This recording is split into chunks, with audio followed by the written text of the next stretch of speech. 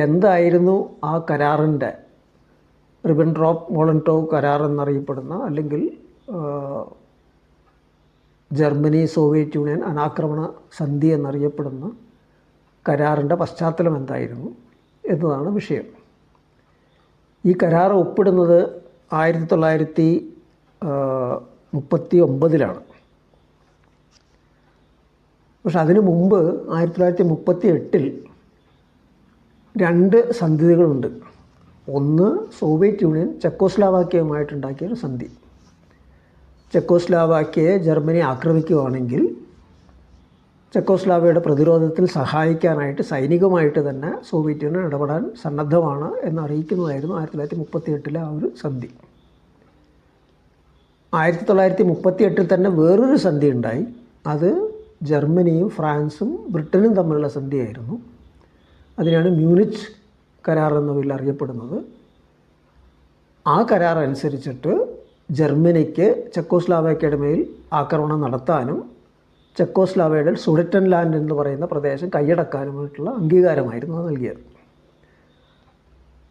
ഈ കരാറിന് അനുസരിച്ച് ഈ പറയുന്ന പ്രദേശം ജർമ്മനിക്ക് വിട്ടുകൊടുക്കാനായിട്ട് ജർമ്മനിയും ഫ്രാൻസും ചെക്കോസ്ലാവേക്യൻ ഭരണാധികാരികളെ, അന്നത്തെ പ്രസിഡൻ്റായിരുന്ന ബെനെയെ മേൽ സമ്മർദ്ദം ചെലുത്തുകയും ഒടുവിൽ ബെനെ അതിന് കീഴ്വഴങ്ങുകയാണ് ചെയ്തത്.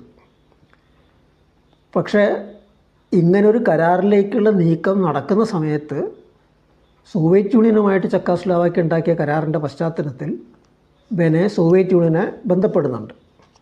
ഇങ്ങനൊരു വിഷയം വരുന്നുണ്ട്, നിങ്ങൾ ഇടപെടാൻ സന്നദ്ധമാണോ എന്ന് അന്വേഷിച്ചുകൊണ്ട് സോവിയറ്റ് യൂണിയൻ ഉടനെ തന്നെ, സ്റ്റാലിൻ്റെ നേതൃത്വത്തിലുള്ള സോവിയറ്റ് യൂണിയൻ ഉടനെ തന്നെ അതിന് സന്നദ്ധമാണെന്ന് അറിയിക്കുകയും അതിന് വലിയൊരു സൈനിക ശക്തിയെ സമാഹരിക്കുകയും ചെയ്തു. വളരെ പെട്ടെന്ന് തന്നെ 2-3 ദിവസത്തിനുള്ളിൽ തന്നെ വളരെ വലിയൊരു സൈനിക ശക്തിയെ സമാഹരിക്കുകയും ചെയ്തു. വ്യോമസേന ഉൾപ്പെടെയുള്ള ഒരു വലിയൊരു സൈനിക ശക്തി. പക്ഷേ ആ സൈനിക ശക്തി ചെക്കോസ്ലാവാക്യയുടെ പ്രതിരോധത്തിന് അതിൻ്റെ അതിർത്തിയിലേക്ക് എത്തണമെങ്കിൽ അതിന് പോളണ്ടിലൂടെ കടന്നു പോകേണ്ടതുണ്ടായിരുന്നു, അല്ലെങ്കിൽ റുമേനിയയിലൂടെ കടന്നു പോകേണ്ടതുണ്ടായിരുന്നു. ഈ രണ്ട് രാജ്യങ്ങളും അതിനുള്ള അനുവാദം കൊടുത്തില്ല. അതിന് ശ്രമിച്ചെങ്കിലും അവർ അനുവാദം കൊടുത്തില്ല. വേണമെങ്കിൽ ഫ്രാൻസിനും ബ്രിട്ടനും പോളണ്ട് മേൽ സമ്മർദ്ദം ചെലുത്തിക്കൊണ്ട് അത് നടപ്പാക്കിയെടുക്കാമായിരുന്നു. പക്ഷെ അവരതിന് താല്പര്യപ്പെട്ടില്ല എന്നുള്ളതാണ് വസ്തുത. നേരെ മറിച്ച് ഹിറ്റ്ലറുമായി ഈ സന്ധി ഉണ്ടാക്കി സുഡറ്റൻലാൻഡ് പ്രദേശം ഹിറ്റ്ലറിന് കൈമാറാനായിട്ട്, ജർമ്മനിക്ക് കൈമാറാനായിട്ട് ചെക്കോസ്ലാവാക്യയുടെ മേൽ സമ്മർദ്ദം ചെലുത്തുകയാണ് അവർ ചെയ്തത്. ഇതാണ് 1938 നടന്ന കാര്യം. ഇതിൻ്റെ പശ്ചാത്തലത്തിൽ വേണം നമ്മൾ 1939 കരാറിൻ്റെ കാര്യം നോക്കാനായിട്ട്.